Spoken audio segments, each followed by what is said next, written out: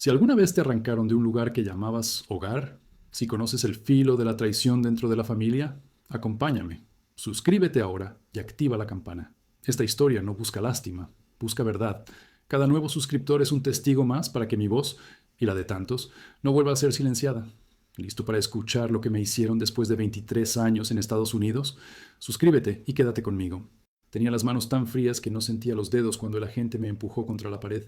Las luces blancas del pasillo zumbaban como un enjambre y el olor a desinfectante me quemaba la garganta. Eran las 4:17 de la mañana en San Diego y el reloj del pasillo marcaba el inicio del final de mi vida americana. 23 años resumidos en un eco metálico, en un nombre mal pronunciado, Metello, Herrera, y en un mensaje que todavía vibraba en mi bolsillo. Lo miré antes de que me quitaran el teléfono. Era de un número desconocido, pero la frase me atravesó como un disparo. Fue tu suegro. Por un instante pensé que era una broma cruel, una coincidencia. Pero no.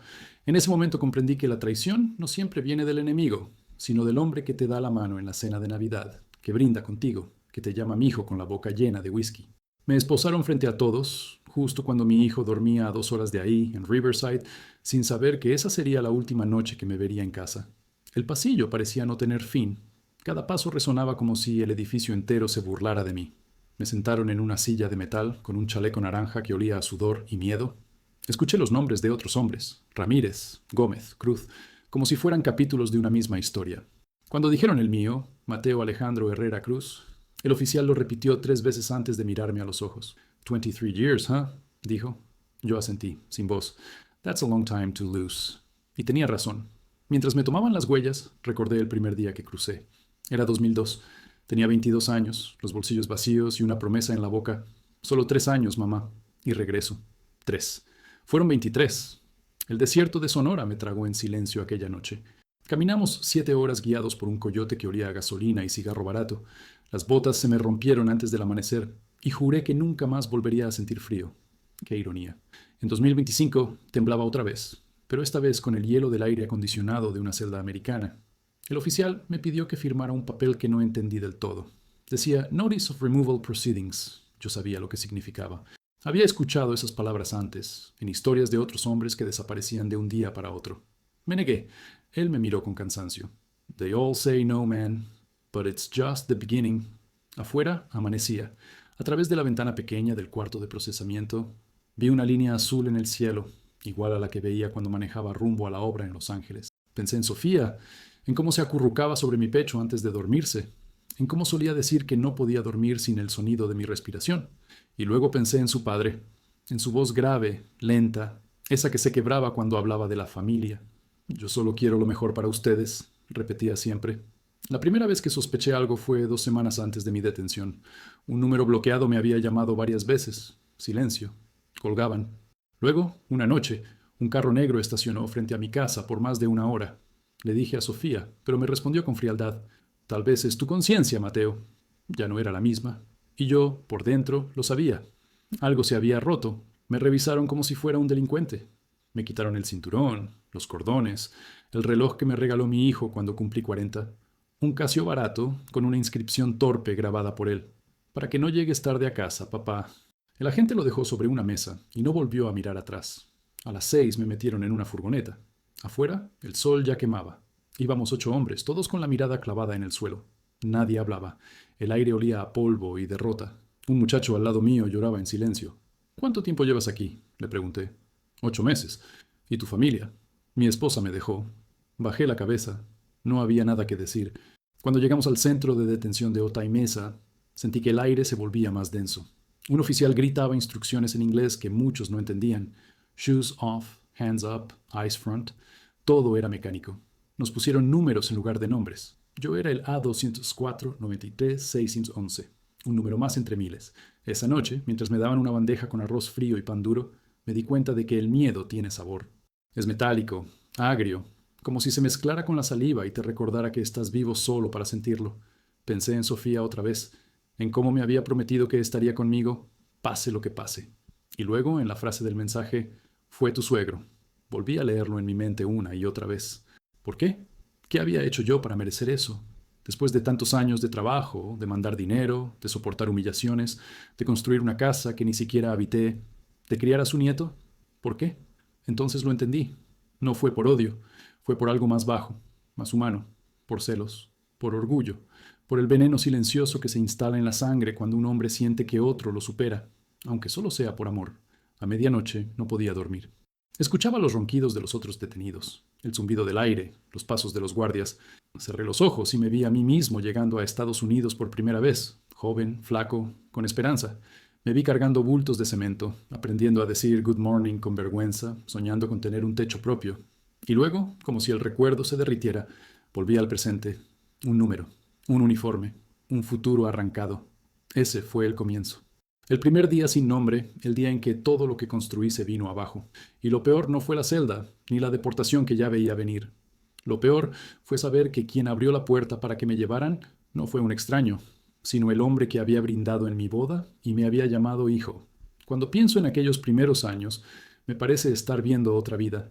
El muchacho que cruzó el desierto en 2002 no se parece en nada al hombre que terminó esposado 20 años después. Aquel Mateo tenía 20 y tantos, los pulmones llenos de polvo y los ojos llenos de futuro. Cruzamos desde Nogales de noche, con la luna tan baja que parecía seguirnos. Éramos 7 hombres, todos con el mismo sueño envuelto en miedo. Recuerdo el sonido de los pasos sobre la arena, el aire caliente que se volvía hielo en cuestión de horas, y el sabor del agua que racionábamos como si fuera oro. Cuando por fin vimos las luces de Tucson, uno de los muchachos se echó a llorar. Yo no. Yo solo respiré y me prometí no volver a llorar nunca más. Los primeros meses fueron una mezcla de hambre y esperanza. Dormía en el suelo de un sótano en Queens, en una casa donde vivían 10 personas más. El olor a humedad se mezclaba con el del aceite de las frituras que hacíamos para el almuerzo. Trabajaba en todo lo que me ofrecían: cargar ladrillos, limpiar vidrios de edificios, cortar pasto. Ganaba poco, pero cada dólar tenía destino. Enviaba $300 cada viernes a Oaxaca para mi madre y mis hermanos. Ellos decían que con eso comían una semana entera. Yo sobrevivía con lo que quedaba: pan duro, arroz y café frío. Aprendí inglés en los descansos, escuchando conversaciones ajenas, lunch break, overtime, paycheck, palabras que se volvían sagradas. El jefe, un tipo gordo de Nueva Jersey, me decía, good worker, no papers, ¿huh? Y me daba $20 extra para que no hablara. Yo solo asentía. No sabía si debía sentirme agradecido o humillado. El invierno de 2003 fue el primero que casi me mata. La nieve me parecía hermosa hasta que tuve que trabajar en ella. Mis manos sangraban por el frío, y aún así seguía levantando bloques. A veces, al terminar la jornada, me quedaba mirando los edificios altos de Manhattan y pensaba, algún día construiré algo mío. Esa frase me sostenía. En 2005 logré mudarme a Los Ángeles. Me ofrecieron trabajo en una constructora donde el pago era mejor, y conocí a otros mexicanos que llevaban más tiempo. Ellos me enseñaron cómo sobrevivir sin papeles, qué calles evitar, qué decir si te paraban, cómo enviar dinero sin llamar la atención. Era una vida en la sombra, pero era mía. Llamaba a mi madre cada domingo. Ella siempre decía lo mismo. Mi hijo, no te olvides de quién eres. Y yo no lo hacía, aunque cada día sentía que una parte de mí se americanizaba sin permiso. Me acostumbré al café de máquina, al silencio de los apartamentos, al miedo disfrazado de rutina. Con el tiempo, la vergüenza de ser invisible se volvió orgullo silencioso. Aprendí a manejar mezcladoras, a leer planos, a negociar pagos. En 2008 ya era capataz. Ganaba 900 a la semana, algo impensable para mí. Pero cada logro tenía su sombra. No podía celebrar nada abiertamente, ni viajar, ni enfermarme. Vivía con la sensación de que todo podía desmoronarse con una simple llamada. Los viernes eran sagrados. Después del trabajo, pasaba por el supermercado mexicano en Santa Ana y enviaba las remesas. Tenía un ritual. Guardaba los recibos en una caja de zapatos ordenados por mes. Aquella caja se convirtió en mi manera de medir el tiempo. No en años, sino en envíos. 1 por semana, 4 por mes, 12 por año. Cuando abría la caja podía leer mi vida en cifras. 2003, 2004, 2005. Cada papel era un pedazo de mí que se iba al sur. A veces me preguntaba si valía la pena, si alguien realmente comprendía lo que costaba cada dólar. Pero cuando mi madre me contó que había podido arreglar el techo de la casa con mi dinero, su voz se quebró y me dijo, ahora no llueve adentro, hijo. Y supe que sí, que todo valía la pena. En 2009 conocí a Sofía. Fue en una fiesta de la comunidad, una tarde de verano en Pasadena. Ella trabajaba en una tienda de ropa y tenía una sonrisa que parecía prometer descanso. No me preguntó de dónde era ni qué papeles tenía. Solo me dijo, tienes manos de quien construye cosas. Y con eso me ganó. Nos veíamos los domingos caminando por el parque o comiendo tacos en la esquina de Marengo Avenue. Fue la primera vez que sentí que no era un fantasma en este país. Con ella volví a soñar. En 2010 ya hablábamos de casarnos, de tener un hijo, de abrir un pequeño negocio. Yo le conté todo. El cruce, los años en los sótanos, el miedo constante. Ella lloró, me abrazó y prometió que un día no tendría que esconderme más. Y yo le creí. Pero los años de sacrificio dejan marcas que no se borran. Había aprendido a callar, a no confiar, a vivir sin papeles ni certezas. Cada vez que veía una patrulla, el corazón me saltaba. Cada vez que escuchaba un acento distinto, me tensaba. Era un animal entrenado por el miedo. Aún así, en aquellos años la esperanza era más fuerte. Me decía a mí mismo que todo aquel sacrificio tenía sentido, que los callos en mis manos eran medallas invisibles, que algún día, cuando mi hijo naciera, podría mostrarle lo que su padre había construido con nada. Si hubiera sabido que todo lo que levantaba con esfuerzo sería demolido por una sola palabra, traición, quizás habría detenido mis manos en aquel entonces, pero no lo hice. Seguí trabajando, enviando dinero, creyendo, sin saber que mientras yo cargaba ladrillos, otro hombre, el que un día me llamaría yerno, ya observaba mi vida con envidia, y que su sombra silenciosa ya se proyectaba sobre el futuro que yo estaba construyendo. Los viernes eran mi misa. A las 6 de la tarde salía del trabajo, con el uniforme manchado de cemento y las manos partidas por el frío o el calor. Daba igual, y me subía al bus que iba hasta la Western Avenue. Bajaba frente a la tiendita mexicana donde, al fondo, junto al refrigerador de refrescos, había una ventanilla de envío. Western Union, MoneyGram, no importaba el nombre, todas significaban lo mismo. Mi manera de estar presente allá, aunque el cuerpo siguiera aquí. El proceso era siempre igual. Llenaba el formulario con mi letra torpe. Remitente, Mateo Herrera. Destinatario, Teresa Cruz. 200, 300, a veces $400. El tipo detrás del vidrio apenas me miraba. ¿Con seguro? Sí, con seguro. Me daban el recibo, lo doblaba 2 veces y lo guardaba en la caja de zapatos que tenía debajo de la cama. Esa caja se convirtió en mi calendario, mi altar. Cada papel era una semana menos lejos, o eso me decía para no quebrarme. Con esos envíos mi madre pagaba la luz, el agua, los uniformes de mis hermanos. Con el tiempo empezó a mejorar la casa. Primero el techo, luego las paredes, después una estufa nueva. Me mandaba fotos por correo, impresas, porque allá no había internet todavía. En cada foto el fondo cambiaba un poco. Menos grietas, menos humedad, más pintura. Cada mejora tenía mi sudor metido entre los ladrillos. Yo vivía con poco. Un cuarto en una casa compartida, un colchón inflable, un microondas y un rosario colgado en la pared. Cada centavo que me sobraba lo enviaba. A veces mis compañeros me decían que era tonto. Guarda para ti, güey. Si un día te deportan, allá no vas a tener nada. Y yo les respondía que allá era donde de verdad estaba todo. No sabía que el tiempo los haría tener razón. Mi madre no era la única que dependía de mis remesas. Cuando conocí a Sofía, también empecé a enviar dinero a su familia. Al principio lo hacía por cariño, por ayudar. Su padre estaba enfermo, decía ella. Yo le creí.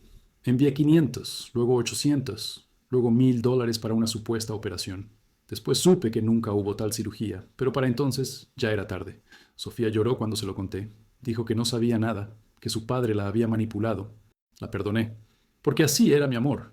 Ciego, terco, dispuesto a confundir sacrificio con lealtad. Durante años, cada viernes repetí el mismo ritual. A veces me preguntaba si alguien allá pensaba en lo que costaba cada billete, cada hora extra, cada dedo cortado, cada noche sin dormir. En 2012 llegué a enviar más de $10,000 en un año. Una fortuna para mí, polvo para los que recibían. No te preocupes, hijo, decía mamá. Cuando regreses, todo esto será tuyo. Pero con los años entendí que el dinero que se envía nunca regresa igual. Se diluye, cambia de forma, se olvida su peso. En 2015 nació mi hijo, Diego. Esa fue la primera vez que pensé en ahorrar de verdad. Quería que tuviera algo propio, que no creciera como yo, contando monedas. Abrí una cuenta con el nombre de un amigo ciudadano. Le depositaba 200 cada mes, pero el dinero iba y venía y las emergencias familiares nunca faltaban. Un techo que se caía, un primo enfermo, un terreno que se perdía. Siempre había una razón para mandar un poco más. Con los años, el teléfono se convirtió en mi único puente. Llamadas de voz llenas de ruido, de ecos, de silencios incómodos. Mi madre me pedía que regresara aunque fuera por un mes. Yo prometía, sabiendo que no podía. Solo un año más, decía siempre. Ese año se repitió 20 veces. Sofía me miraba con tristeza cuando hablábamos de eso. ¿Y si los traes a vivir aquí?, preguntaba. Pero yo sabía que no era tan fácil. Papeles, permisos, riesgos. No podía traer a todos y no podía abandonarlos allá. Vivía dividido, con el corazón en dos geografías, una cama en Los Ángeles, un alma en Oaxaca. A veces, mientras contaba los billetes antes de cada envío, pensaba en todo lo que había perdido para ganar tan poco. No tenía vacaciones, ni seguro médico, ni tiempo para mí. Mi espalda dolía siempre. Mi único descanso era escuchar la voz de mi hijo diciendo «papá», en inglés, con acento raro, mitad americano, mitad mexicano. Me dolía y me enorgullecía al mismo tiempo. En 2018, cuando las cosas empezaron a mejorar, decidí construir una casa en México. Le pedí a mi madre que buscara un terreno. Encontró uno pequeño, cerca del río. Envié los primeros $5,000 con ilusión. Mes tras mes mandaba más, hasta completar casi 30,000 en 2 años. En mi mente, esa casa sería mi regreso, mi redención. Pero el día que pedí fotos del avance, ella me dijo que no había nada, que el dinero nunca llegó. Descubrí después que mi cuñado, el hermano de Sofía, había convencido a mi madre de enviarle los depósitos a su cuenta para ayudar con la compra. Y él desapareció. Cuando reclamé, Sofía se puso de parte de su hermano. Fue un error, decía, pero en su voz había algo roto. Yo entendí que el dinero no solo mantenía dos casas, también alimentaba dos mundos que nunca se mirarían a los ojos. A partir de entonces, cada vez que enviaba una remesa, sentía un nudo en el pecho. Ya no era amor ni deber, era miedo. Miedo a que todo lo que construía con mis manos terminara siendo usado en mi contra. Aún así, no podía detenerme, porque uno no deja de mandar dinero por desconfianza. Lo hace por amor, incluso cuando duele. Nunca imaginé que esa misma red de confianza, esas transferencias, esas llamadas, esos te quiero, papá, serían usadas como pruebas más tarde en mi proceso de deportación. Que cada recibo de envío, guardado con orgullo, terminaría en un expediente frío del gobierno, con mi nombre y mi dirección, enviado por alguien de mi propia familia. Y así, sin saberlo, seguía cavando el túnel que un día me tragaría. Con cada dólar enviado, acercaba mi ruina. Con cada gesto de amor firmaba mi sentencia. Nunca pensé que el peligro no vendría de la calle, sino del comedor de mi propia casa. Los primeros años con Sofía fueron tranquilos. Nos casamos en 2014, en una ceremonia pequeña en el jardín trasero de un amigo. Ella con un vestido sencillo, yo con una camisa prestada. Nadie tenía mucho, pero había amor. Su padre, don Ernesto, sonreía más de lo que hablaba. Tenía esa manera de mirar que incomodaba sin decir nada, como si calculara cuánto valías solo con verte las manos. Cuando me dio la mano al final de la boda, dijo: «Bienvenido a la familia, hijo. Ahora somos los mismos». En ese momento lo creí. Con el tiempo, entendí que los mismos significaba los que pagan. Don Ernesto vivía en México, pero venía seguido a California con la excusa de visitar a Sofía y al nieto. Siempre traía regalos, pero detrás de cada visita venía un favor. Un pequeño préstamo, nada más por ahora, decía. Te lo devuelvo el próximo mes. Yo nunca decía que no, no por él, sino por ella. Sofía creía que su padre era un hombre bueno, solo con mala suerte, y yo no quería ser el esposo que la obligara a elegir. En 2016, cuando el negocio de Ernesto, una ferretería en Puebla, empezó a ir mal, me pidió ayuda para salvar el patrimonio familiar. Quería $5,000. Dijo que era un préstamo, que solo necesitaba tiempo. Yo envié el dinero sin pensarlo mucho. Ese fue el primer error. 3 meses después me pidió otros 3,000. Luego 2,000 más. En un año ya le había mandado más de $10,000. No vi un solo centavo de vuelta. Cada vez que preguntaba, Sofía se ponía nerviosa. «Papá los va a devolver, Mateo, no lo presiones». Así empezó a crecer una grieta entre nosotros. Don Ernesto era astuto, sabía cuándo llamarme y cómo hacerlo. Su voz sonaba amable, casi paternal, pero siempre con un trasfondo de exigencia.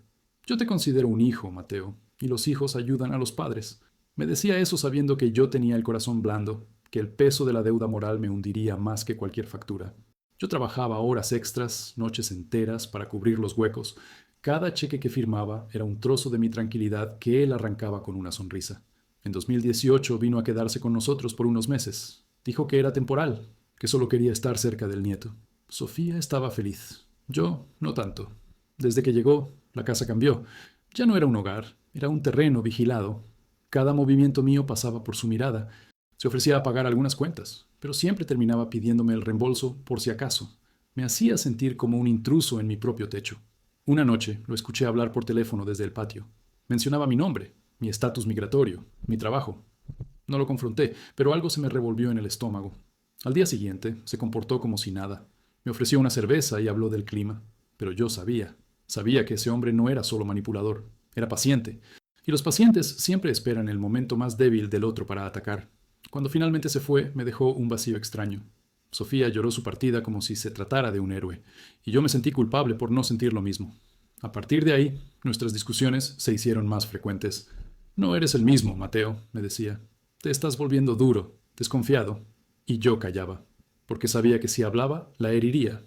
En 2019, cuando Diego cumplió 4 años, don Ernesto volvió con un regalo caro, una bicicleta de más de $400. Es un detalle, no te preocupes, me dijo. Pero detrás del gesto venía otra petición. Estoy abriendo una nueva tienda, necesito un pequeño apoyo. Esta vez dije que no. Fue la primera vez que le negué algo. Me miró fijo, sin parpadear. Ten cuidado, hijo. No conviene cerrarle la puerta a la familia. Antes. Su voz sonó como una advertencia, y por dentro sentí el escalofrío de quien escucha una amenaza disfrazada de consejo. Los meses siguientes fueron tensos. Sofía empezó a recibir mensajes de su padre a escondidas. Yo los notaba, pero no decía nada. Hasta que un día encontré uno abierto en la mesa. Ese hombre no te merece. No olvides quién te dio todo. La confronté. Lloró. Me dijo que era un malentendido, que su padre estaba enfermo, que no entendía lo que escribía, pero yo ya no podía fingir. A partir de entonces, cada conversación con don Ernesto era una batalla invisible. Él me hablaba con respeto delante de Sofía, pero siempre dejaba caer frases envenenadas. No todos los hombres saben mantener a su familia. Hay quienes olvidan de dónde vienen. Tú eres bueno, pero no suficiente. Yo sonreía, pero por dentro hervía. En 2020, cuando la pandemia cerró todo, recibí su última gran llamada. Mateo, necesito $15,000. Si no los consigo, perderé todo. Le expliqué que también había perdido el trabajo, que apenas sobrevivíamos. Su tono cambió. Entonces tal vez debería hablar con alguien que sí pueda ayudarme. No supe qué quiso decir hasta meses después. Esa conversación fue el inicio del fin. A partir de ahí, su actitud se volvió hostil. Llamaba a Sofía a diario. Le decía que yo tenía secretos, que escondía dinero, que la engañaba. Y ella, poco a poco, empezó a creerle. Me miraba distinto, como si ya no viera al hombre con quien se casó, sino a un extraño que la había usado. Yo intenté mantener la calma. Le mostré los recibos, las transferencias, las facturas. Nada bastaba. Don Ernesto había sembrado la duda y la regaba todos los días con veneno. Al final, Sofía se volvió fría, distante. Dormíamos en la misma casa, pero ya no compartíamos los sueños. A veces pienso que la traición no empezó el día que me entregó, sino mucho antes, en esos pequeños momentos en los que me obligó a elegir entre la paz y la dignidad. Yo elegí callar, y ese silencio fue la herramienta que él necesitó para destruirme. El teléfono sonó un martes de abril de 2020, cuando la ciudad estaba detenida y el sonido más constante era el de las sirenas lejanas. Yo venía de regresar de la obra con un papel en la mano que decía suspensión temporal, y el polvo todavía me picaba la piel como si fueran agujas invisibles. Sofía estaba en la cocina, cortando pan con esa precisión silenciosa que usaba cuando tenía miedo. Contesté en altavoz sin pensar. La voz de don Ernesto llenó la sala como una nube densa. Dijo, hijo, muy suave, como si la palabra pudiera comprar mi ánimo. Después fue directo. Necesitaba $15,000 para salvar el negocio, para no perder el patrimonio, para no fallarle a su hija ni a su nieto. Pronunció cada cifra como si fuera un dato médico inevitable, una dosis de antibiótico. 15,000. En medio de una pandemia, con el trabajo detenido, con la cuenta bancaria quieta como estanque. Yo respiré hondo para contestar, porque sabía que una forma de decir no era tan peligrosa como una bomba mal cortada. Le expliqué que la constructora había cerrado, que apenas nos alcanzaba para la renta, que tenía ahorrados $2,800 en la cuenta de mi amigo y que ese dinero estaba destinado al seguro médico de Diego y al alquiler de Mayo. Don Ernesto guardó silencio 3 segundos. En ese hueco se escuchó el cuchillo de Sofía golpeando la tabla. Luego habló más despacio, como un juez dictando sentencia. Si yo lo quería como a un padre, debía ayudarlo como a un hijo. Le pedí tiempo. Dije que quizá podía conseguir un préstamo pequeño, que podía vender la camioneta si la cosa se alargaba, que hablaría con el capataz para adelantar algo. Sentí la mirada de Sofía clavada en mi perfil, su respiración suspendida. Don Ernesto insistió, pero cambió el tono. Puso una sombra donde antes había solicitud. Mencionó que había quienes saben cosas, que en tiempos difíciles lo mejor era tener a la familia contenta. Lo dijo suave, con miel, como si fuera un consejo, pero el filo me cortó por dentro. No respondí de inmediato. Apreté el teléfono tan fuerte que mis dedos quedaron marcados. La noche olía a cloro. Habíamos desinfectado todo por costumbre, por nervios, por supervivencia. Diego dormía en su cuarto, con una máscara de cartón de superhéroe tirada en el suelo. Sofía me pidió que no colgara, que escuchara, que entendiera que su padre estaba desesperado, que la ferretería en Puebla no resistiría otro mes cerrada, que los proveedores exigían pagos, que había empleados esperando. La entiendo ahora. En su cabeza, yo era el hombre fuerte que resuelve. Yo, el que había enviado durante años, debía poder hacerlo una vez más. Pero por primera vez, la cuenta estaba vacía de fe. Cuando le dije a don Ernesto que no podía, que $15,000 eran un mundo y que lo único honesto era decirle la verdad, él no se enojó. Se volvió helado. Se hizo un silencio de pozo, y en ese hueco él dejó caer una piedra que me hizo eco durante meses. Entonces, tal vez tenga que hablar con alguien que sí me escuche. No dijo con quién, no dijo qué. No hizo falta. Colgó con una despedida breve. Un Dios te bendiga, que más que bendición sonó a cierre de candado. Esa semana el teléfono no dejó de lanzar pequeñas balas. Mensajes a Sofía a las 3 de la mañana, audios con llantos, fotos de la tienda con candados, facturas alineadas como cadáveres en una mesa. Cada imagen tenía un subtítulo invisible. Mateo no quiso ayudar. Yo sentía en la nuca el aliento de la culpa. Caminaba por la casa contando billetes que no tenía, pensando qué podía vender, a quién podía pedir, qué parte de mí era todavía negociable. Llamé al capataz. Él respondió que estábamos todos igual, que aguantara, que quizá en junio. Llamé a un amigo. Me ofreció $500 con vergüenza. Llamé a mi madre. Me dijo que rezaría. Y yo colgué con una rabia mansa que me ardía como fiebre. El sábado, don Ernesto volvió a llamar, esta vez sin suavidad. Pidió el dinero como quien cobra una deuda antigua. Dijo que había hecho cuentas, que con 15,000 la tienda sobrevivía y que después me pagaría con intereses. Se me escapó una risa seca, sin alegría.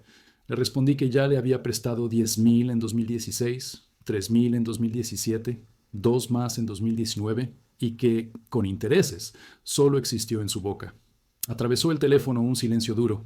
Luego llegó la frase que partió la mesa en dos. Entonces no te quejes si la niña aprende quién eres de verdad.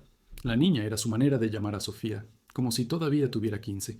Aprender quién era yo de verdad. La amenaza estaba puesta con una cinta elegante, pero adentro había clavos. Sofía explotó esa noche. Dijo que yo estaba siendo cruel, que no entendía la desesperación de su padre, que un hombre no le da la espalda a la familia. Le mostré las cuentas, los recibos, las cifras de la renta, el estómago apretado de los fines de mes. Ella lloró con las manos en la cara. Yo, con una torpeza que me persigue, traté de abrazarla y ella se apartó. Dormí en el sofá, con el ruido del refrigerador como un mar metido en la cocina y el eco de las sirenas como faros fantasma paseando por la ventana. Los días siguientes fueron una cuerda tensa. Empezaron a llegar rumores en los chats de familia, que yo escondía dinero, que tenía una cuenta secreta a nombre de otro, que trabajaba por fuera durante la pandemia. A veces el chisme trae olor, y ese olía a whisky barato. Pensé que se gastaría con el viento, como todos los chismes, pero este se pegó al techo de la casa como humo de incendio. Diego me preguntó por qué mamá estaba enojada. Le dije que era porque el mundo estaba raro, que cuando pasan cosas grandes la gente discute. Él asintió con la seriedad de sus 5 años y se fue con su capa de superhéroe a salvar muñecos de peluche en la sala. Me dejó un beso pegajoso de jugo en la mejilla. Me salvó 15 segundos. Hubo un último intento. Hablé con don Ernesto por videollamada para mirarlo a los ojos. Apareció con una camisa planchada. Detrás de él, un estante de herramientas y una imagen de San Judas Tadeo pegada con cinta en la pared. Le dije que podía conseguir 2,000 si me daba un mes, que haría lo posible por sumar 3,000 más con la venta de la camioneta, que eso era todo. Él sonrió, una sonrisa fina, y me dijo que lo que yo ofrecía era una limosna. Después añadió, como quien dicta una dirección: en Estados Unidos hay números que responden en español, Mateo. Uno llama, cuenta algo, y los problemas se acomodan. Lo dijo mirando a la cámara, inclinado hacia adelante, como si quisiera entrar por ella. No contesté. La piel se me erizó como si me soplaran desde un puente. Terminó con un piénsalo y la pantalla se oscureció con mi cara, cansada, envejecida por 10 inviernos. Esa noche dejé de llamarlo señor. En mi mente dejó de ser el padre de mi esposa para convertirse en un hombre al que le debía años y calma. Me levanté a las 3, abrí la caja de los recibos y los esparcí sobre la mesa. Los papeles olían a tinta vieja. Pasé los dedos sobre las fechas como quien lee un mapa. 2014, 2015, 2016. Uno a uno, comprobantes de una fe que nunca me devolvieron. Lloré sin ruido, como aprendí a llorar cuando era joven y me escondía en el baño de un sótano para que nadie me viera romperme. Al amanecer, el mundo parecía limpio y falso, como si lo hubieran lavado con cloro y dejado secar en la calle. Tomé la decisión de no ceder. No por orgullo, me repetí, sino porque no podía dar lo que no tenía. Escribí un mensaje final. No puedo, lo siento. Lo envié con el estómago en la boca. No hubo respuesta. Solo un silencio que se quedó colgando entre la lámpara y la mesa, una cuerda que más tarde se convertiría en nudo.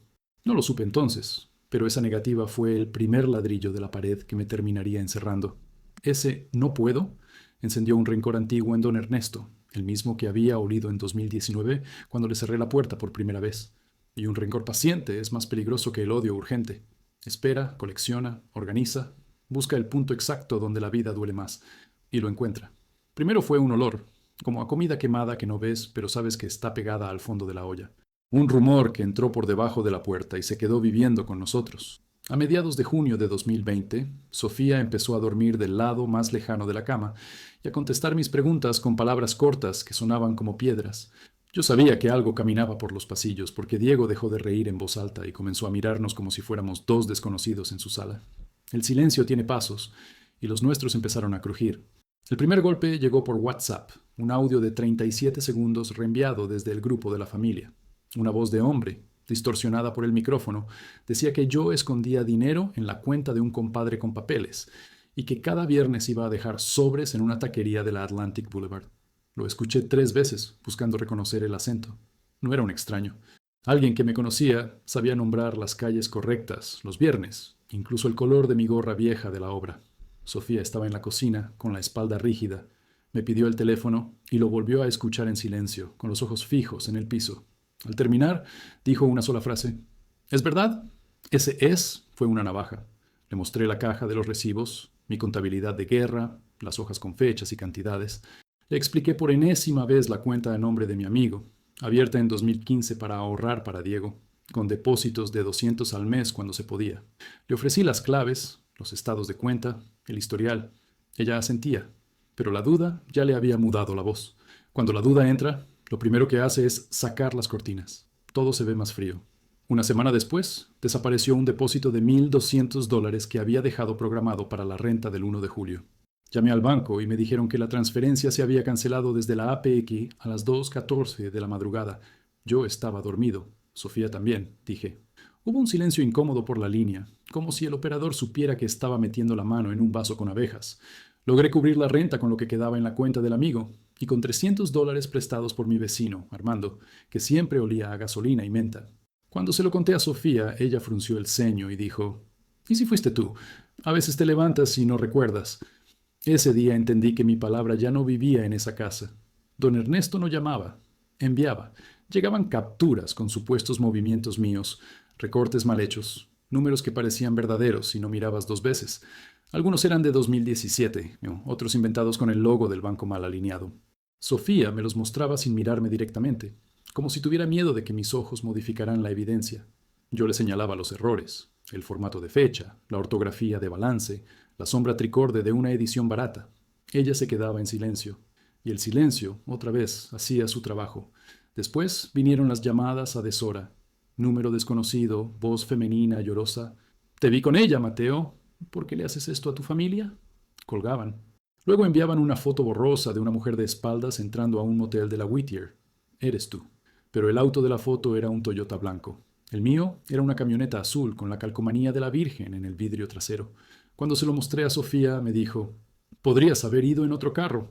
Los celos ajenos empezaban a tocarla por dentro como dedos mojados. Yo ya dormía en el sofá. Dejé mi almohada en la sala para no hacer el ritual cada noche. Diego venía a veces con su peluche y se metía bajo mi cobija.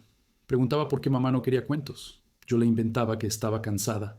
En la madrugada, cuando el vecindario se quedaba sin ruido, yo abría los mensajes como quien abre una caja con un animal adentro. Empecé a guardar todo, audios, imágenes, capturas. Hice una carpeta con fechas y nombres.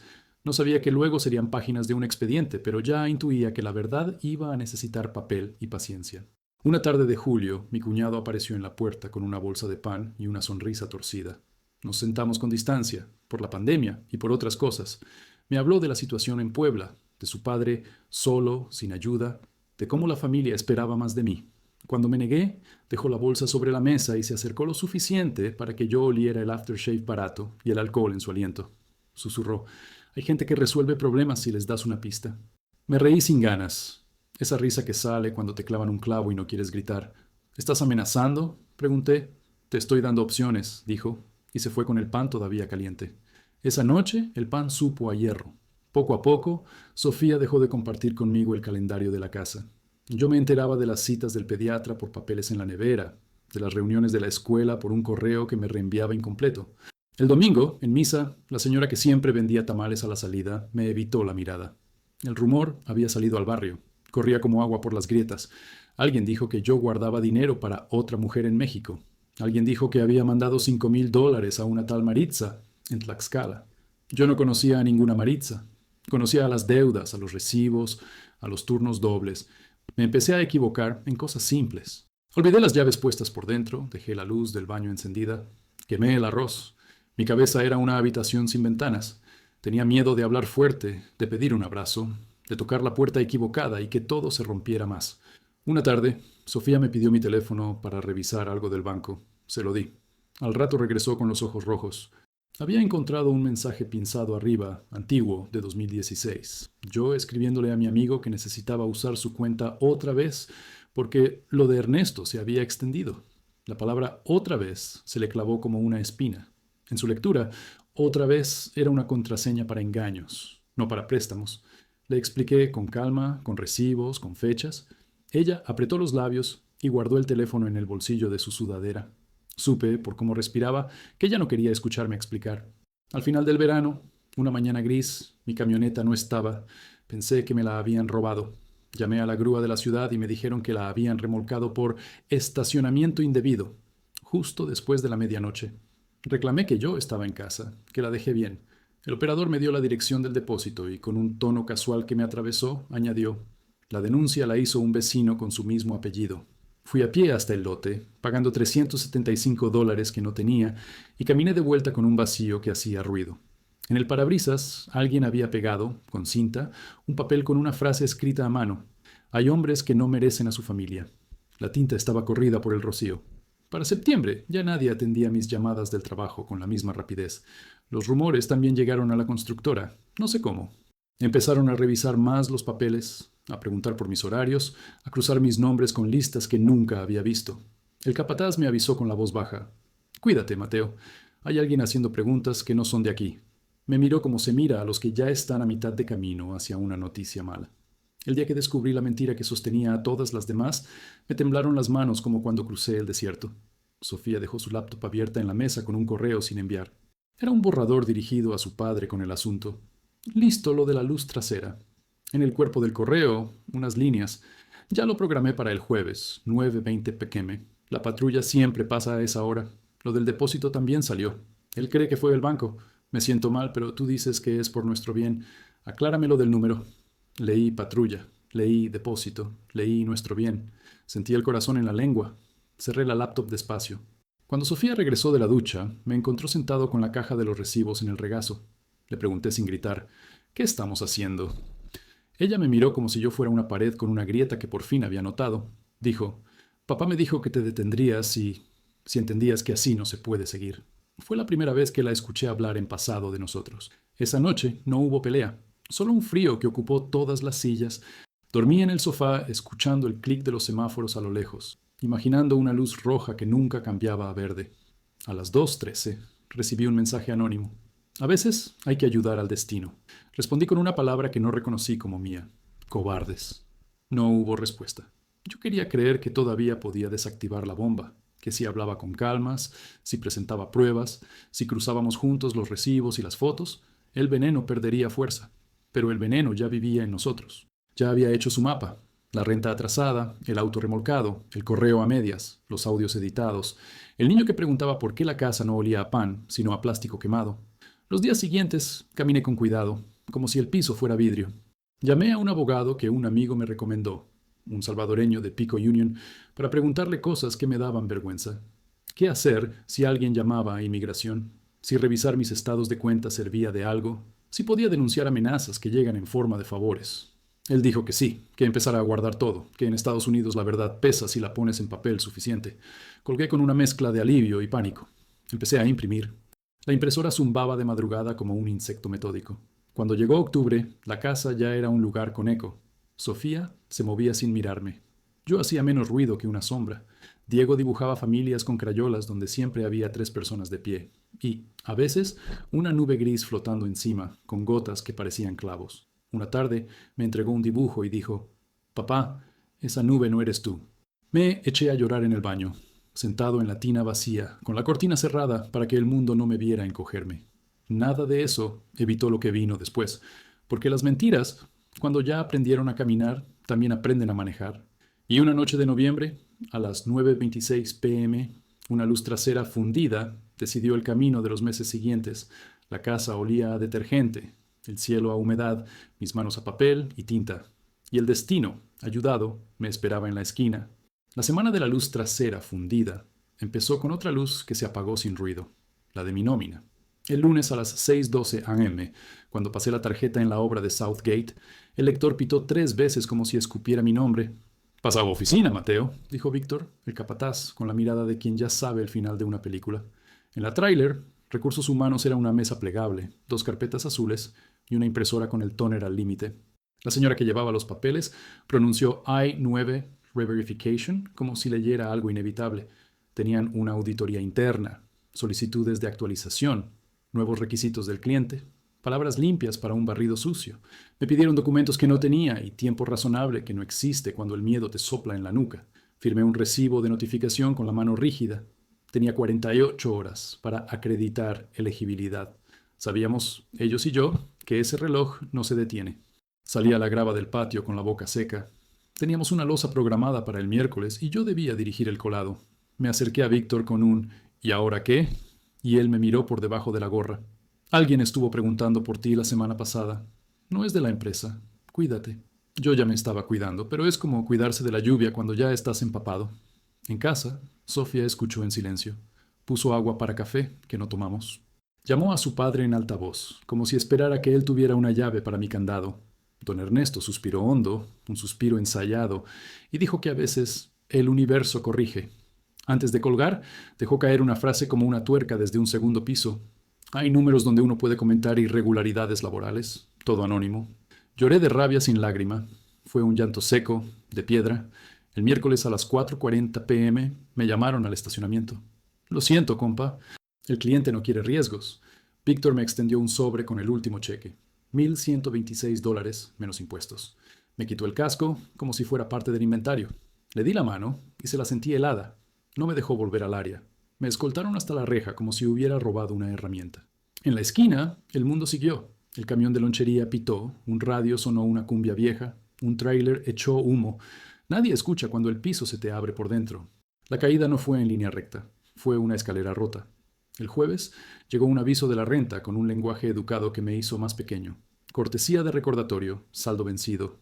Plazo, 7 días. El viernes, Sofía encontró un correo del seguro médico. Pago no recibido. Su cobertura expirará el 30. El sábado, el banco cobró 3 sobregiros por compras de 7, 11 y $14. Un lujo. Pan, leche, gasolina. El domingo, Diego me preguntó si iríamos al parque y yo le dije que más tarde, para no decir que no. No hay palabra más pesada que más tarde cuando no sabes si habrá después. Los días se midieron en colas. Cola en el depósito de chatarra para vender tubos y un juego de dados que guardaba desde 2011. Cola en la bodega para cambiar mi taladro por $85. Cola en el centro de empleo, donde me explicaron con paciencia que, sin ciertos elementos, no podían procesar mi solicitud. Un señor con chaleco naranja me recomendó un trabajo de jornal por día en Vernon. Duraba lo que duraba el silencio del supervisor. Si venía una visita, nos hacían salir por la puerta de atrás. Nos pagaban en efectivo, 110 por 12 horas y un gracias que sonaba a limosna. A fin de mes, desmonté mi orgullo como quien desarma un mueble. Vendí la camioneta por $2,200 a un mecánico de Bell que me devolvió la mirada con culpa. Te la compro porque lo necesitas, compa. Si no, te diría que la arregles y saques más. Me fui a casa en bus con las manos oliendo a aceite quemado y la barbilla hirviendo de vergüenza. Ese dinero cubrió 2 rentas y una semana de paz que no fue paz. El rumor me siguió hasta los trabajos temporales. Un maestro de encofrado, salvadoreño, me dijo que alguien había llamado para preguntar si allí trabajaba un Mateo que no es quien dice ser. Reconocí el ritmo de esa frase.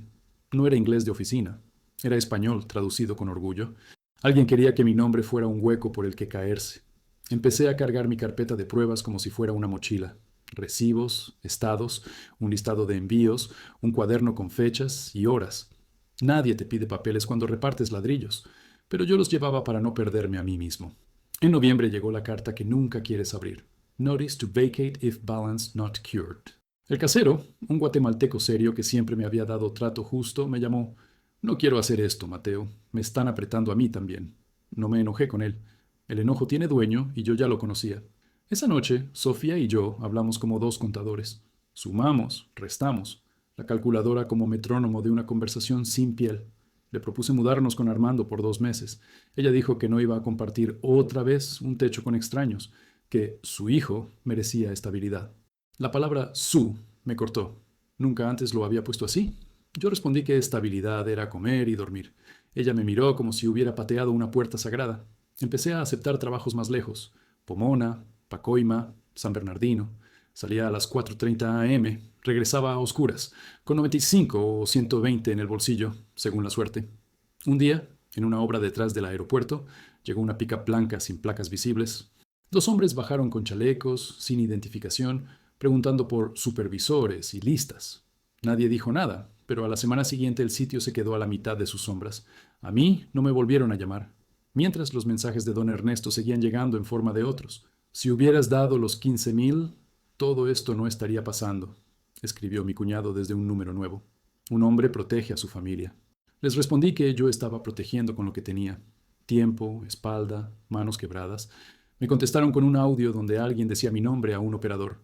Mateo Alejandro Herrera Cruz. Vive en Riverside. Maneja una camioneta azul. Trabaja sin papeles. La voz se me clavó en el oído como un anzuelo. Era don Ernesto. Lo supe en el hueso. Se me entumieron los dedos como cuando el frío te agarra sin aviso. Guardé el audio en la carpeta. Puse la carpeta en la mochila en mis hombros. Y seguí. En diciembre, el refrigerador hizo un ruido y murió. Hablé con el casero para pedirle uno usado. Me dijo que sí, pero que arregláramos lo otro. Esa noche, Diego abrió la puerta del refri, vacío por costumbre, y me preguntó por qué estaba oscuro. Le dije que era un truco, que estaba fingiendo. Sonrió con 5 años de fe. Me odié por mentirle con ternura. La Navidad llegó como una factura. Compré una pelota y un reloj de plástico para Diego. $24 en total. Sofía se encerró a hablar con su padre antes de la cena. Cuando salió, tenía los ojos secos y la voz cortante. Me dijo que yo estaba haciendo todo más difícil y que, si no confiaba en su familia, tal vez debería reencontrarme con la mía. Me quedé quieto. Pensé en mi madre, en Oaxaca, en la casa medio hecha que nunca vi. Pensé en el río, en el terreno, en el dinero que se evaporó. Pensé en el dibujo de Diego con la nube y los clavos. No dije nada. Puse la mesa. Partí el pan. Le di un abrazo que cayó al suelo. El nuevo año trajo 2 cartas y una sirena. Una del banco, cerrando mi línea de débito por actividad inusual, otra del condado con cita en corte por atraso de renta, y la sirena de una patrulla que pasó lento frente a la casa, como quien aprende un camino. Saqué cuentas por última vez. Saldo $73, renta $1,450, luz $89, agua $41, teléfono $52, gasolina $0. Candados por todas partes. Llamé a Víctor para rogarle un turno, lo que fuera. Me dio uno nocturno en Chula Vista, un día, solo para completar un vaciado atrasado en una bodega. Trae casco y botas, no hables con nadie. Colgué y lloré apoyado en la puerta del armario para que Diego no me oyera. La noche del vaciado. El concreto bajaba por la manguera como una lengua gris. Me concentré en la regla, en el nivel, en que nada vibrara de más. A las 2:03 a.m. Terminé. Me lavé las manos en un cubo con agua turbia y subí al auto prestado de Armando. Tenía la luz trasera parchada con cinta transparente. Aguanta, compa, es solo un día, me había dicho. Salí por la 805 rumbo al norte con los ojos ardiendo. Tenía hambre, sueño, miedo y un sobre de $140 doblado en el bolsillo. Pensé en pan dulce y en dormir 4 horas. Pensé en no pensar. A 2 cuadras de la casa de Armando, una luz roja y azul pintó la calle. Miré el espejo. La patrulla se pegó a mi defensa como una sombra con dientes. Encendí las intermitentes, orillé el auto. Sentí cómo el corazón se me subía a la garganta con la precisión de un elevador. Recordé el correo borrador de Sofía, lo de la luz trasera, y me supo a metal la boca. El oficial se acercó con una linterna que era un sol pequeño. «Good evening, backlights out». Pedí disculpas, dije que era prestado, que lo arreglaríamos al amanecer. Me pidió licencia. Le di la de México, vieja, plastificada, con una foto donde aún parecía ese Mateo del que ya solo guardo el nombre. Me pidió también registro del vehículo. Busqué en la guantera como quien busca aire. Detrás de los papeles, un rezo, que todo terminara ahí. No terminó ahí. Pidió un minuto, volvió a su patrulla, habló por radio, tardó lo suficiente como para que el miedo organizara sus maletas. Cuando regresó, venía con otro oficial. Me pidió que bajara. Me preguntó si tenía algo más que declarar. Dije que no. Él dijo que tenía una notificación en el sistema. No pronunciaron AICE, pero el aire cambió de temperatura. Me pidieron que me pusiera de espaldas, que extendiera las manos, que no me moviera. Escuché el clic de las esposas con una claridad obscena. En ese clic recogí la escalera rota por la que venía bajando desde junio. Diego dormía a 4 millas de ahí. Sofía, quizá, hablaba por teléfono con su padre. Armando, en su cuarto, roncaba con la televisión encendida. El oficial me guió hacia el asiento trasero. Antes de meter la cabeza al coche, miré el cielo con la tosudez de quien quiere recordar una estrella. No había. Solo nubes bajas y el olor a caucho caliente. Me guardé el sobre con los 140 dentro del calcetín, como si la dignidad pesara lo mismo que 7 billetes arrugados. Cuando cerraron la puerta, el sonido fue el de un libro que se cierra en la mitad. El asiento trasero de la patrulla olía a plástico caliente y a una mezcla de sudor viejo con desinfectante. Me esposaron con las manos atrás y aún así traté de sostener con los dedos el sobre de $140 escondido en el calcetín, como si ese pequeño bulto pudiera recordarme que todavía quedaba algo mío en este país. Eran las 2:31 a.m. del jueves, cuando entregaron mi nombre por radio. El oficial deletreó lento, como quien desarma una bomba: Mateo Alejandro Herrera Cruz. El otro repitió mi fecha de nacimiento. Hubo un silencio, un clic, y la frase que me partió en dos: Confirmed, Immigration Hold. No dijeron ICE, pero el aire dentro del carro se volvió más frío que la madrugada. Me llevaron primero a una estación local, una sala sin ventanas con bancos atornillados al piso. Me tomaron huellas en un aparato de vidrio que parecía un acuario sin peces. El agente leyó una lista de preguntas en tono neutro: nombre, alias, país de nacimiento, si necesitaba medicinas, si tenía tatuajes, si pertenecía a alguna pandilla. Respondí una a una, con la boca seca. Pregunté por una llamada. Me dieron un teléfono gris con un cordón en espiral. Marqué a Sofía. Sonó 3 veces, 4, 5. Corté antes del buzón. Marqué a Armando. Contestó con la voz de quien despierta en mitad de un incendio. ¿Dónde estás, compa? Le dije que no sabía, que me habían parado por la luz trasera. Voy a avisarle a Víctor y a buscar un abogado, prometió. Nunca olvidaré ese voy, dicho a las 3:09 a.m., con la TV todavía encendida en su cuarto. A las 4:40 me subieron a una van blanca sin logo, ya con esposas a la cintura y cadenas en los tobillos. Adentro, el frío de la ventilación me mordía los codos. Éramos 8, todos en silencio, cada respiración un intento de no pensar. Un muchacho hondureño rezaba por lo bajo, moviendo los labios sin voz. Un salvadoreño de bigote fino me preguntó en susurro si tenía familia acá. Mi esposa y mi hijo, dije. ¿Cuánto tiempo? 23 años. El hombre cerró los ojos como si le hubieran leído una sentencia a él. Otay Mesa apareció al amanecer como un animal de concreto con cercas brillantes. En recepción nos dieron las reglas en una hoja amarilla: horarios, conteos, sanciones por hablar alto. Me cambiaron la ropa por un uniforme naranja con el nombre de la prisión desteñido en el pecho. Me dieron una manta de aluminio que hacía ruido de bolsa cada vez que me movía, y una bandeja con pan blanco, un trozo de huevo gomoso y un cartón de jugo de manzana. Tenía hambre, pero el miedo tiene dientes más filosos. Tragué por obediencia. Me asignaron un número, aunque ya me lo habían dicho antes: A204 93 611. Lo repitieron en voz alta hasta que dejó de ser un código y se volvió mi nombre. Me hicieron preguntas médicas, me tomaron la temperatura, me hicieron soplar en una prueba de COVID y me dieron un paquete con cepillo, pasta, jabón sin olor. El oficial que me llevó al pod E3 caminaba como si se supiera los sueños de todos nosotros. Paredes grises, una TV alta que nadie miraba, mesas de metal con ajedrez rayado en la superficie, literas apiladas en filas que parecían un estacionamiento de cuerpos. Elegí una cama arriba para ver el techo y no la desesperación de los otros. Esa primera noche no dormí. Aprendí el ritmo de la cárcel, el conteo a las 11, la luz que nunca se apaga del todo, el rumor de las conversaciones que empiezan con «yo tenía» y terminan con «y ahora no sé». Conocí a un guatemalteco que guardaba recortes de periódicos como si fueran estampitas, a un peruano que escribía cartas a mano para los que no sabían, a un mexicano de Sonora que llevaba 7 meses en proceso. La palabra proceso era una cuerda. Cada uno la estiraba para no caer. A los 2 días, un oficial me llamó por el altavoz: A20493611. Legal. Bajé al Law Library, que era un cuarto con computadoras viejas y una impresora moribunda. Un hombre con camisa azul y gafas me esperaba por videollamada. El abogado que Armando había encontrado, Mario Escobar, salvadoreño, 50 y tantos, me habló directo, sin anestesia. Mateo, te metieron una Notice to Appear, Form I-862, fechado anoche. Te atribuyen entrada sin inspección y permanencia sin autorización. ¿Tienes hijo ciudadano, esposa con estatus? No, lo interrumpí. Mi esposa no. Escuché cómo anotaba. Entonces vamos por Cancellation of Removal Non-LPR, 42B. Tienes más de 10 años. Buen carácter, hijo ciudadano. Necesitamos demostrar hardship excepcional y extremadamente inusual para el niño. ¿Tienes papeles? ¿Recibos? ¿Cartas?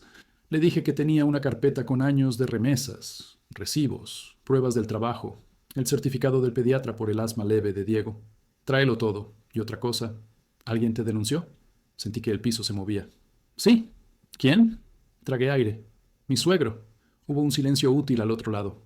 Guarda audios, pantallazos, todo. Puede ayudar para el bond y para cuestionar la peligrosidad o riesgo de fuga que aleguen. 3 días después, la primera audiencia. Master Calendar, le llaman. Sala 4B, jueza Bennett. Bancos de madera clara, bandera, el sello del águila. En la mesa de DHS, una abogada joven con traje gris hojeaba un archivo que yo sabía que era mi vida doblada en papel. Mario, por video, entró desde su oficina, corbata torcida y ojos de quien no duerme mucho. La secretaria dijo mi número, luego mi nombre mal pronunciado. Levanté la mano. Juré decir la verdad. La jueza me miró por encima de la mascarilla. Señor Herrera, usted está aquí bajo cargos de removibilidad según 202A, 6A, I. ¿Entiende? Dije que sí. ¿Quiere tiempo para contratar abogado? Señalé la pantalla. Ya lo tengo. ¿Cómo se declara? Mario tomó la palabra. Admitimos la presencia y negamos la removibilidad en cuanto a alivio disponible. Solicitamos oportunidad para presentar 42B y pedimos audiencia de fianza hoy mismo. La abogada de DHS carraspeó. Oposición a fianza por riesgo de fuga y factores negativos. Empleo no autorizado, uso de cuentas de terceros, denuncia anónima por conducta fraudulenta. Sentí el anónima como un clavo. La jueza asintió. Práctica. Procederemos con redeterminación de custodia. ¿Government? ¿Algún antecedente penal? Ninguno.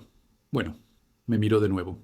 Señor Herrera, la carga es suya para demostrar que no es peligro ni riesgo. ¿Tiene familia, domicilio fijo, trabajo estable? Mario proyectó en la pantalla un PDF con mi contrato de renta, fotos con Diego en el parque de Fairmount, cartas de 2 vecinos y una del pastor de Santa Cecilia. Luego, la sorpresa, incluyó la transcripción de un audio. La voz de don Ernesto recortada con fecha y hora. Hay números donde uno puede comentar irregularidades, todo anónimo. La abogada de DHS se movió en su silla. Objeción, relevancia. Patrón de hostigamiento y motivación de la denuncia, su señoría, va al carácter y a lazos familiares. Bennett dejó entrar el documento para fines limitados. Me preguntaron si, en caso de salir bajo fianza, me presentaría a todas las audiencias.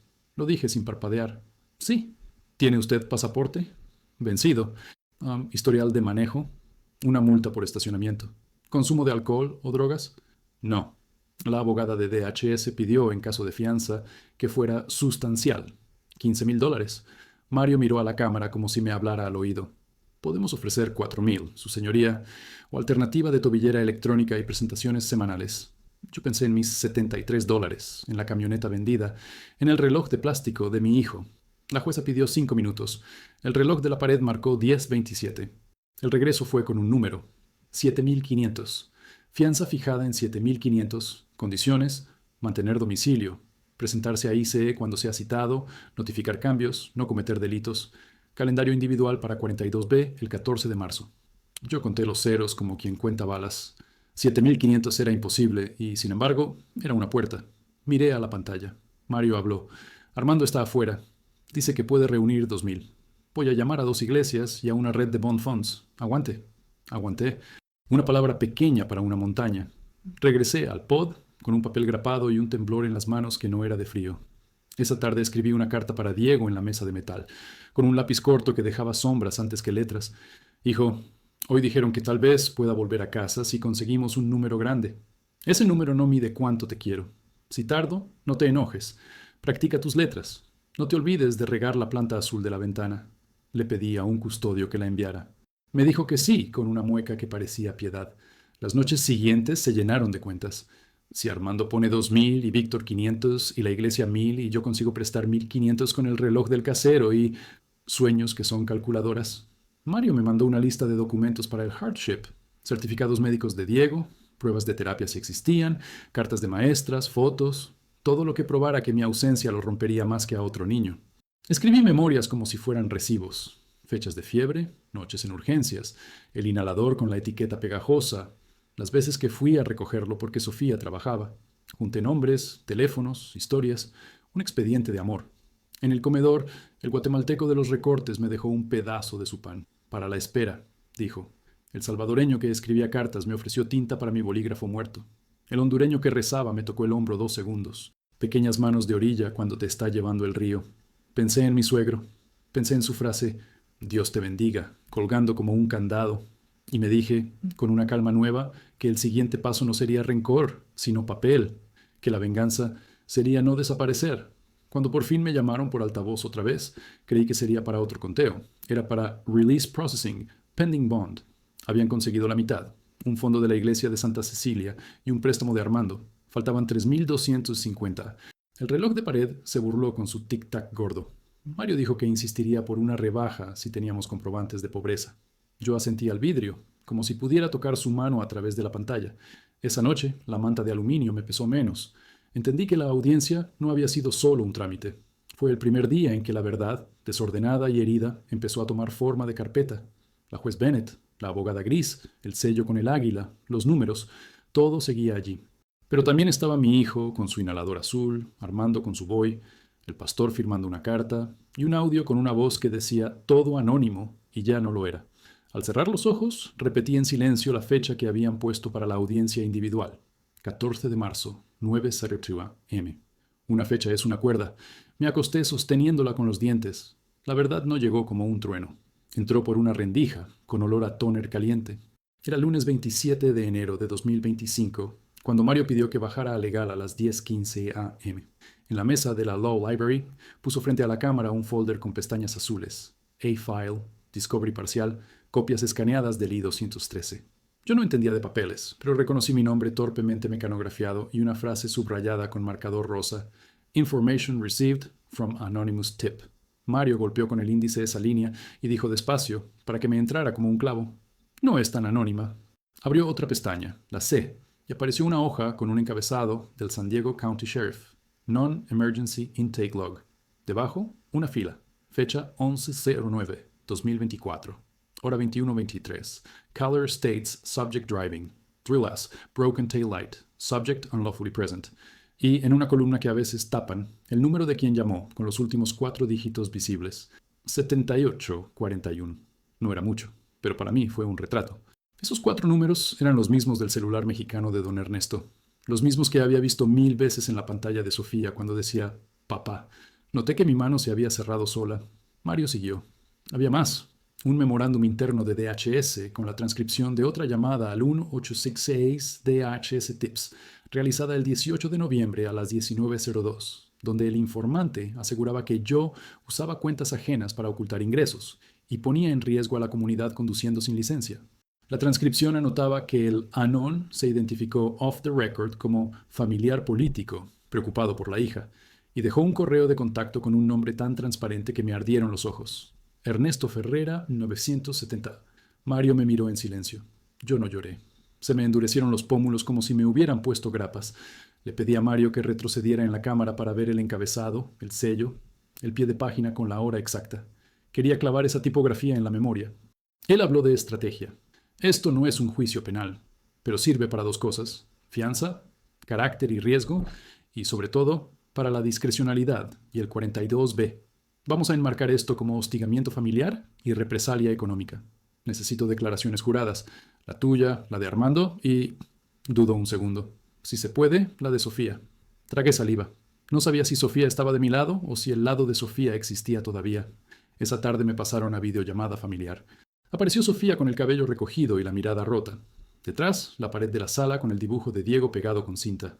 Me dijo, hola, con una voz chiquita que no había escuchado desde 2015. Le conté lo que Mario había encontrado. No la acusé, no levanté la mano, solo le mostré el tiempo. 21:23, 11 de septiembre, 19:02, 18 de noviembre, los 78:41 como 4 clavos. Ella cerró los ojos. No lloró. Dijo, necesitaba creer que no. Le compartí, por la ventanita de compartir pantalla, el PDF con la transcripción. Me pidió que volviera al renglón donde el informante dijo, no merece mi hija. Era su frase. Puso la mano sobre la boca. Es él. Agarró el celular, tocó algo y escuché cómo marcaba. Se cortó la videollamada. Volvió a los 15 minutos. La vi distinta, como si una luz de cocina le hubiera caído directo a la cara. Tenía un audio abierto en WhatsApp, recibido del grupo Familia 4F. Era la voz de don Ernesto, no había duda, con el mismo metal dulce de siempre, pero con un orgullo que me revolvió el estómago. Yo solo hice lo correcto. Esa gente de inmigración existe para algo. Todo anónimo. Nadie se entera, así aprende. Eran 23 segundos. Los había mandado por error al grupo en lugar de a su contacto con Fid. Se lo había borrado a los 2 minutos, pero alguien, bendita torpeza, atajó el archivo y lo reenviaron antes de que desapareciera. Sofía me lo puso cerca de la pantalla para que leyera los metadatos. 18 de noviembre, 19:07. Corroboraba el log. Perdóname, dijo. Y ahí sí se quebró. Un sollozo que parecía de otra mujer. No supe qué hacer con esas 2 sílabas. Las guardé para después, como un tornillo que recoges del piso y no sabes de dónde se cayó. Mario nos pidió prudencia. Nada de confrontarlo directamente, nada de insultos que después puedan usar para pintarme como violento. Nos explicó que necesitaba una declaración de Sofía, formateada, con fechas y hechos. Sofía asintió con una disciplina que me dolió. Iba a poner por escrito que su padre la había empujado a programar la luz trasera y a cancelar un depósito, que había manipulado conversaciones y plantado rumores, que la había asfixiado con la idea de que un hombre de verdad paga lo que debe. Le temblaban las manos. Dijo que se sentía cómplice. Le dije que no era un tribunal para ella, pero lo era. Cada pareja que se rompe conoce salas peores que la 4B. Esa noche no dormí, pero no por el frío. Recordé el jardín de aquella boda en 2014, la sombra de la bugambilia, don Ernesto abrazándome con el vaso de whisky. Ahora somos los mismos. Pensé en la caja de recibos debajo de mi cama, en el Casio de Diego, en los $73 con los que había terminado el año. Un hombre que te llama hijo y después marca un número para entregarte es una figura conocida en los cuentos. Yo ya no quería venganza. Quería nombres en letras completas y firmas debajo de cada página. Quería un expediente de verdad que no sangrara. 2 días después, Mario me mostró el borrador de la declaración de Sofía. Párrafos largos, sin adjetivos. El mal huele peor cuando no le pones perfume. Describía la llamada del 7 de abril pidiendo los 15,000. La frase, tal vez deba hablar con alguien. El borrador del correo, listo lo de la luz trasera. El mensaje de las 2:13, ayudar al destino. El audio del 18 de noviembre. Cerraba con una línea que me cortó el aire. Reconozco que participé por miedo y dependencia emocional. Mi esposo no es peligro para nadie. Su ausencia afecta a nuestro hijo de manera excepcional. Mario aplaudió con 2 dedos. Me explicó que esa palabra, excepcional, no era poesía, era la llave. Teníamos que pintarle a la jueza Bennett el cuadro completo. Un niño con asma leve, apego a su padre, escuela, terapia breve por ansiedad, y un abuelo interfiriendo como un alambre dentro de una herida. Armando llegó hasta el estacionamiento de Otay con un sobre marrón. Había logrado, junto con el pastor de Santa Cecilia y un pequeño fondo comunitario, juntar 3,100 más. Faltaban 150. Sofía, que venía detrás con Diego, se quitó el anillo de boda y lo dejó en la mano de Armando como quien entrega a un culpable. No sé cuánto dieron por ese oro modesto en la casa de empeño de la Palm Avenue. Lo que sé es que a las 5:52 p.m., Mario me mandó un mensaje al sistema. Lo hicimos. Pon posted. A las 7:20, un custodio me llamó por el altavoz y sonó a campana. El release processing fue un carril de plástico y firmas. Me devolvieron mis agujetas, me quitaron el número del pecho, me dieron una bolsa transparente con mis cosas, el Casio, el cinturón, el rosario, los $140 arrugados. Afuera el aire tenía sabor a polvo libre. Sofía estaba en el estacionamiento, con una sudadera gris y el pelo recogido. No corrimos uno hacia el otro. Caminamos despacio, como si al acercarnos fuéramos a romper algo más. Diego saltó, se me colgó del cuello, me apretó con la fuerza de los 5 años y me dijo en el oído, no me dejes. Le respondí una mentira necesaria. No me voy. Mario nos hizo firmar papeles rápidos en el cofre del carro. Dijo, queda lo duro, preparar la individual. Todo por escrito, fechas, colegios, facturas médicas, el audio, la declaración. No hablen con Ernesto, bloquéenlo. Si los busca, me avisan. En la carretera, con la tobillera electrónica en el tobillo izquierdo y el brazalete del hospital todavía marcándome la piel, el mundo parecía el mismo y no. Pasamos por el 7-Eleven de la Broadway y Sofía me señaló sin querer el estante de tarjetas prepago. De ahí compró papá su plan cuando venía, dijo, y se mordió la lengua. Era un detalle mínimo, pero yo lo anoté en la libreta mental de mis pruebas. La recarga de $25 que hacía sonar los 7841 en California. Ya no confiaba en mi memoria. Cada cosa debía tener un número, un ticket, un sello. En casa de Armando, dormí la primera noche en un colchón junto a la ventana. La tobillera hacía un pitido cada vez que me movía más de 10 pasos. A las 3:14 am sonó el teléfono de Sofía. Era él. Devuélveme ese audio. No sabes con quién te estás metiendo. Sofía colgó. Al amanecer, fuimos a la iglesia a ver al pastor. Firmó otra carta y dijo que si hacía falta declararía en la corte. Yo asentí, y por primera vez desde que escuché «fue tu suegro», sentí que el verbo volver podía usarse sin romperse. Volver a hablar con mi hijo, volver a hacer una fila sin vergüenza, volver a decir mi nombre completo ante alguien que lo escribiera sin subrayarlo con sospecha. Mario me dio una carpeta física con separadores. Desde hoy, Mateo, todo lo que pase va aquí. Si tocan la puerta, me llamas. Si te cruzas con alguien de ellos, silencio. Si él escribe, guardas y me reenvías. Si necesitas respirar, sal al estacionamiento y cuenta 10. El caso se gana en los papeles. Caminé con esa carpeta como se carga a un bebé recién nacido, con miedo a que se cayera y se hiciera pedazos. Entendí que el giro inesperado no era solo descubrir el nombre detrás de la denuncia. Era aprender a vivir sin dejar que ese nombre dirigiera mi día. La traición ya estaba impresa. Que no se volviera guión. Esa noche, acostado, toqué la tobillera como quien palpa una cadena y pensé en marzo, 14 a las 9:00 am. Jueza Bennett, sala 4B. Teníamos fechas, audios, números, una declaración con palabras que pesaban lo que tenían que pesar. Teníamos por primera vez en meses un nosotros que no estuviera atado a la sombra de un tercero. El dolor no se fue, pero se sentó, dejó de correr. Y en ese silencio nuevo prometí que contaría todo, sin gritar, con la calma de quien ya encontró la prueba y la puso en un folder.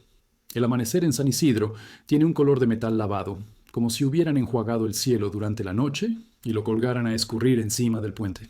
Era 14 de marzo, 8:11 am. Era una hora antes de la audiencia individual, y yo estaba parado frente al vidrio de la ventana del baño público, con la tobillera marcándome la piel, practicando cómo decir hardship sin que se me quebrara la lengua. Mario había subrayado con pluma azul los renglones que tenía que sostener con la mirada.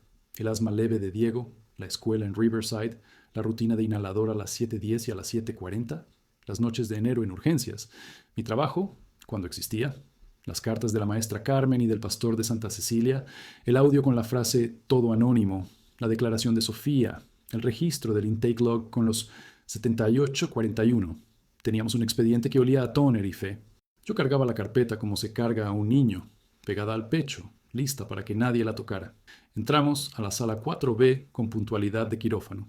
La jueza Bennett tenía los lentes más abajo que la vez pasada y el cabello recogido con un lápiz. La abogada de DHS hojearía mi vida como si fuera una receta. Yo lo sabía. Y aún así, me senté con la espalda recta, aprendida en años de obra. Mario habló primero. Su voz un puente firme. Presentó las fotos, los comprobantes del pediatra, la transcripción del audio, la lista de los pagos de renta, las cartas juradas, el historial de escuela, los registros de voluntariado en la iglesia. Cuando le tocó a ella, la abogada del gobierno dijo que yo demostraba adaptabilidad transnacional, un eufemismo elegante para decir que sabía sobrevivir en los dos lados de la línea, y que por tanto mi hijo podría adaptarse también. Mario, con la calma del que ha perdido cosas más serias que un argumento, respondió que un niño no es un obrero de concreto, que el apego no se adapta, que el miedo no se empaca en una caja U-Haul. La jueza escuchó sin pestañear, me pidió que hablara. Miré la mesa, no a la abogada. Dije mi nombre completo. Conté el 2002 de mi desierto, el 2014 de mi boda, el 2015 del nacimiento de Diego, el 2020 del pedido imposible, el 2024 de la luz trasera, el 2025 del bond posted, los 23 años en los que mis manos sostuvieron más que ladrillos. Hablé de la respiración de mi hijo, del silbido apenas audible cuando corre, de los 2 pasos que da hacia mí cuando escucha la palabra hospital, de la vez que se quedó dormido con el inhalador en la mano como si fuera un juguete de nave espacial.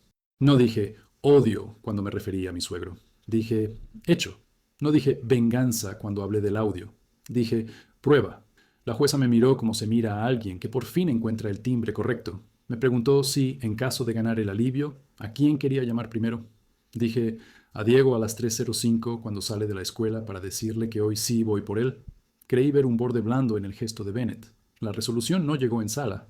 I'll reserve, anunció. Entendí que mi vida quedaría como un sobre en su escritorio, esperando una firma. Salimos, y el aire de los pasillos ya no zumbó como la primera vez. Sonó a pausa. Mario apretó mis hombros, dijo que había sido limpio, que a veces una reserva es mejor que un no improvisado. Sofía, en la banca del costado, tenía los dedos entrelazados y la mirada en el piso. No nos tocamos. Caminamos hasta el estacionamiento como testigos que se deben respeto. Mario nos dio indicaciones como Rosario. No cruzar condados sin avisar, reportarme en ICE los lunes, mantener la tobillera cargada, contestar números desconocidos solo si son de su despacho. Esto es una cuerda, dijo señalando la carpeta. Y también esto, repitió, tocándose el pecho. Asentí. La ley y el corazón, dos cosas que sostener con los dientes. Regresamos por las 5 hasta San Isidro porque Sofía quería dejar flores en la capilla pequeña que está a 3 cuadras del cruce peatonal. La ciudad olía a tortilla apretada entre las manos y a gasolina triste. Caminamos en silencio. Cuando pasamos junto a la fila de mochilas rumbo a Tijuana, sentí un tirón detrás del esternón, un golpe que era memoria. A un lado, hombres con bolsas transparentes, su vida resumida en 3 cosas. Del otro, gente que entraba a Ross a buscar ofertas como si ese verbo no doliera. La frontera hace ese truco todos los días. Convierte historias en trámite y compras en futuro. Me acerqué al borde del puente para mirar hacia abajo. El canal llevaba agua color monedas viejas. No pensé en saltar. Pensé en cuántas versiones mías habían muerto ahí sin que yo me diera cuenta. El de 2002, con los pies sangrando. El de 2014, con la camisa prestada. El de 2020, con el teléfono en la mano. El de 2024, con la luz trasera escrita como una cita en un correo. Todos muertos a su manera, pero sosteniéndome. En la capilla, las flores olían a hospital y a patio de escuela. Sofía encendió una vela y dijo algo que no escuché. Yo guardé silencio, no como rezo, sino como postura. Afuera, el ruido de los taxis amarillos formando fila me trajo la primera casa de renta en Santa Ana, la caja de zapatos con recibos, a mi madre diciendo, ahora no llueve adentro. Sentí la tentación simple de cruzar a Tijuana por un día, sentarme frente al mar de playas, pensar con las olas el mapa de una vida nueva. Pero la tobillera me apretó el tobillo como un no.